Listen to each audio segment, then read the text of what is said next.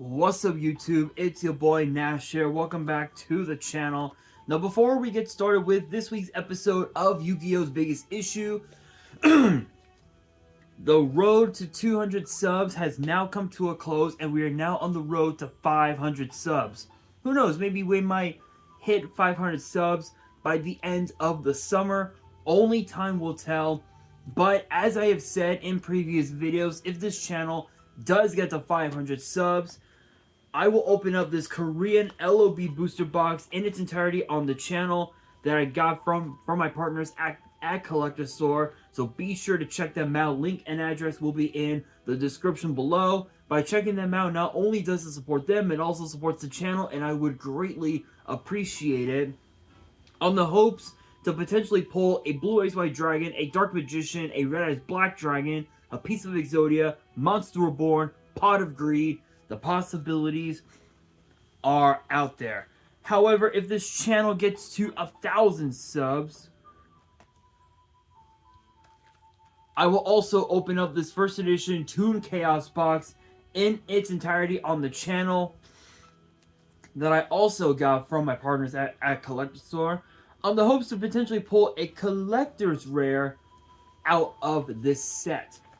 But it wouldn't be the first time that I pulled a collector's rare, because I also pulled this. Freshly pulled out of my Genesis Impact box opening from that I did an opening on last year is a collector's rare Beat Cup from the Underworld. This thing is absolutely beautiful in collector's rare. Obviously, you can tell under the right light. You can easily tell. There we go. You can easily tell it's a collector rare. You can easily tell.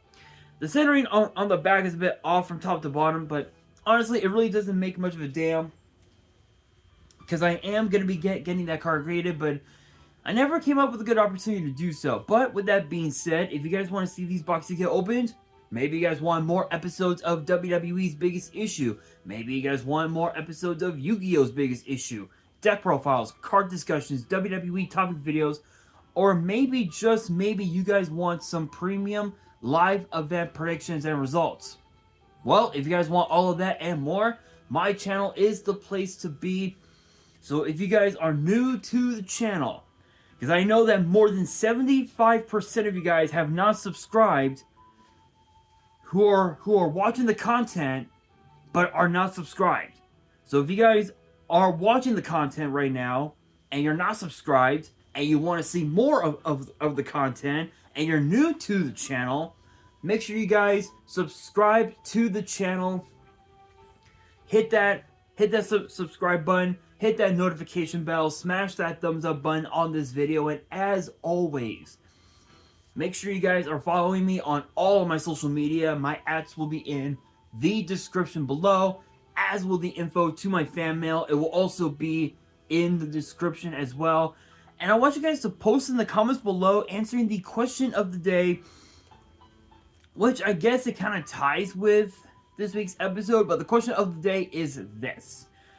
What would you consider to be the greatest starter deck in Yu-Gi-Oh's history? Let me know down in the comments below, because for this week's episode, I'm going to be revealing the full set list for the two-player starter decks, for the two-player starter deck set. And honestly, this is something that I did not expect Konami to ever do, because we haven't had a starter deck, I think, since the Link Slayer starter deck, which that was like back in, like, I want to say, like, what, 28, like right around the summer of 2018. So it's been quite some time. It's been quite some time. But what's interesting about these starter decks is that the cards that are in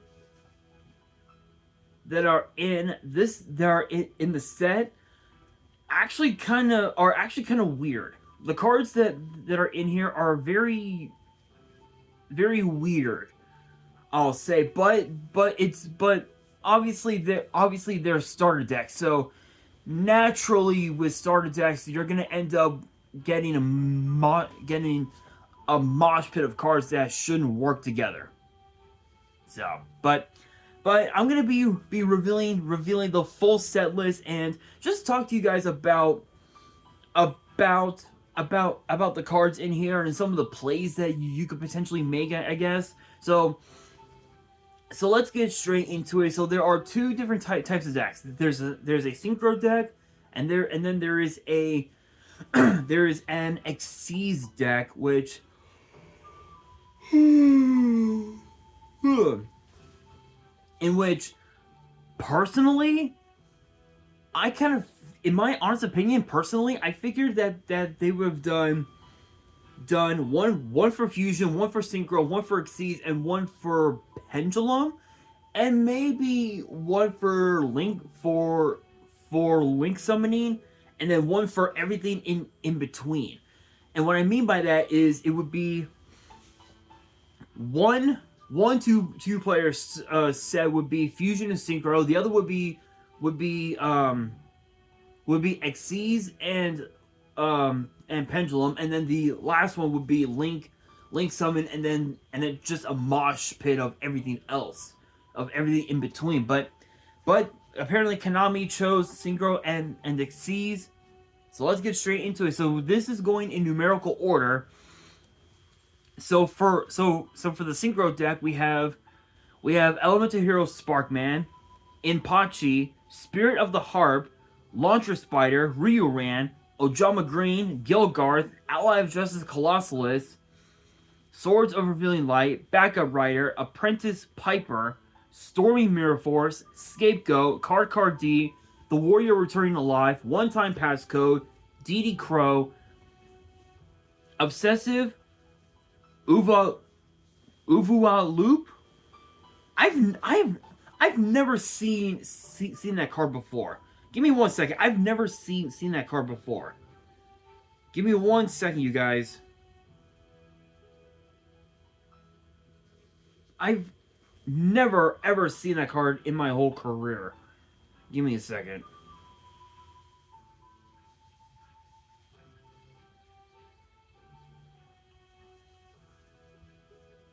Okay, now type in the password. I'm sorry guys. I'm going on Nexus to take a look at this card. I have never seen this before. Here we are. Obsessive Uvua Loop. 4-star Earth Fiend Tuner. 1200 attack, 1800 defense. If this card is in your hand, you can target one synchro monster control or in your grave, banish it, and special summon this card. If this card is in your grave, you can target one synchro monster you control or in your grave, banish it, and if you do, add this card to your hand. So you basically can banish any synchro that's on board or in your grave, and you can either special summon this card or add it to your hand, which that's not bad. Although there could have been better cards than this one, in my honest opinion. Vice of Starfrost, Manadium Fearless, Barrier Resonator, Fisher, Mask of Darkness, Darkhold, Kunai with Chain, Mask of the Accursed, Magic Cylinder, Mage Power, Mobius the Frost Monarch, which is kind of hilarious, Card Trooper, Coolblow Hedgehog, Dark Resonator, Power Flame, White Elephant's Gift, Liberty at Last, Phantom King Hydride, Supply Squad, Galaxy Cyclone, Manadium Fearless, Back to the Front, Stygian Sergeant, Coral Dragon, Rampaging Smash Tank Rhino Saber, which I've never seen that card before. Rhino Saber.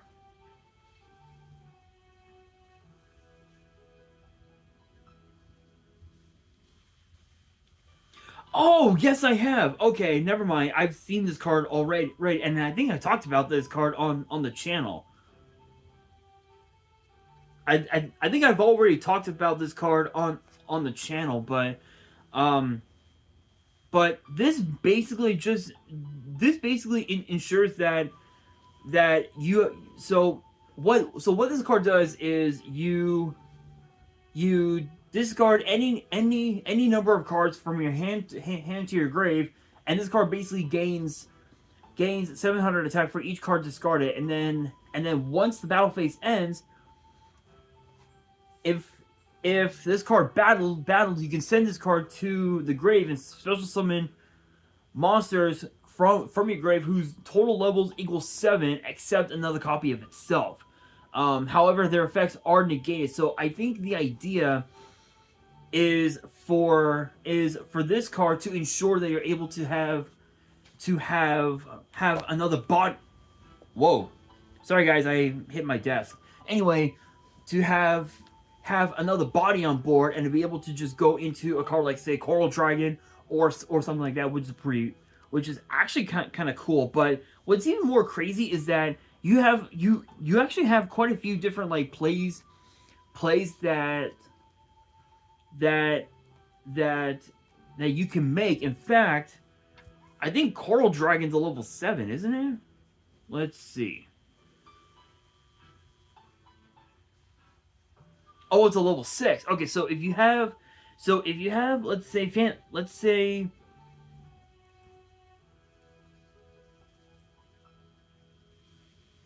I think Mobius is a 5. Oh, it's a 6. Okay, so if you have okay, never mind. So if you have let's say Card Trooper, which is a level 3, and you special summon and you special summoned it from your graveyard or something like that, and you normal summon Phantom King Hydride, you could automatically summon Coral Dragon just right off the bat, which is pretty cool. Again, that's just like one of the plays you can make. Another play would be like I guess one time passcode plus, I guess it would be like one time passcode tribute the monster for Mobius. I mean, it's one that's another play you can make. Which, I mean, again, it's kind of, again, it is what it is, but that's pretty much the Synchro deck. Now for the Exceeds deck, and this is just as horrible as it can get. Excuse me. So for the Exceeds deck, we have Queen's Knight, Giant Soldier of Stone, Lajin, the Mystical Genie of the Lamb, Rabid Dragon, Dark Magician, Ojama Yellow, Sword Stalker, Trade-In, No Entry, Draining Shield, White Ninja, Thousand Knives, Cost Down, Call of the Haunted, Cyber Dragon, Eldritch the Golden Lord, which is kind of hilarious, Skill Successor, Crane, Exceeds Reborn, Dark Magician Girl, Chiron the Mage, Magician of Faith, Penguin Soldier, Mystical Space Typhoon, which is really stupid, Book of Moon, which is another card that's stupid, Needle Ceiling, Gravity Axe Grarl, Dark Factory of Mass Production, Gyroid, Swing of Memories, Beast King Barbaros, Burden of the Mighty, Fighting Spirit, Gagaga Magician, Star Changer, a Traffic Control, Night Beam, Star Drawing, Magical Broker, Fierce Tiger Mongu, which I don't think Fierce Tiger. Let's see. Fierce Tiger Mongu. Did I ever talk about this card? All of the monsters on the field lose 500 attack. Once returned during your main phase, you can destroy all monsters on the field with less attack than this card. And it's 17. Not bad. I mean, it's a really bad Raigeki, but I mean, it's a Raigeki nonetheless. Daigusto Emerald, number 20 Giga Brilliant, Castel the Sky Blaster Musketeer, and Divine Arsenal AA Zeus Sky Thunder. How you're able to make Zeus is kind of dumb. So there are some plays you can make, like it could be trade in, pitch rabbit dragon, draw out like La Jin, like Thousand Knives, or cost down, or something like that. Cost down, cost down. You could tribute La Jin for Dark Magician. That's a pretty cool play. And if you and then like next turn you normal summon. Next turn you normal summon um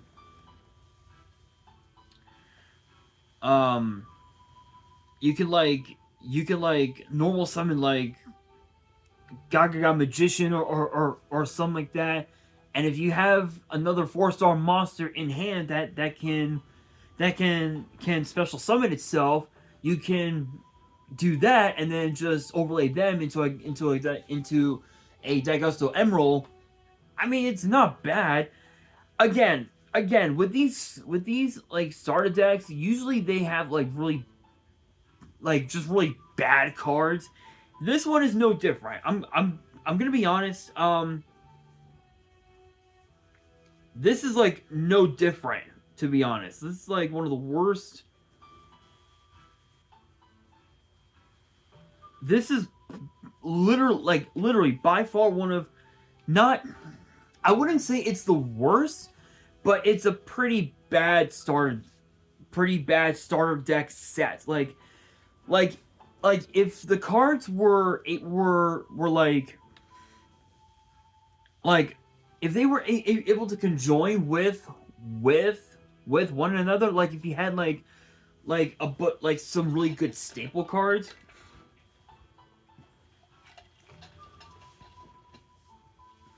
You know, like Foolish Burial, and then like Monster Reborn or something like that. That right there would be pretty cool, because if you have because if you have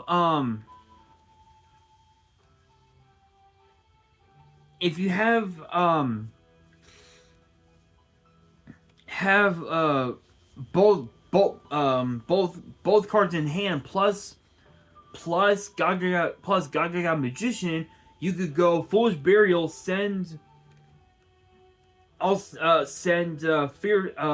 Tiger Mongoose to your graveyard, normal summon Gaga Magician, activate Monster Reborn, resummon the Fierce Tiger, and you can instantly go into a Castel or a Daigusto Emerald right off the bat. Which,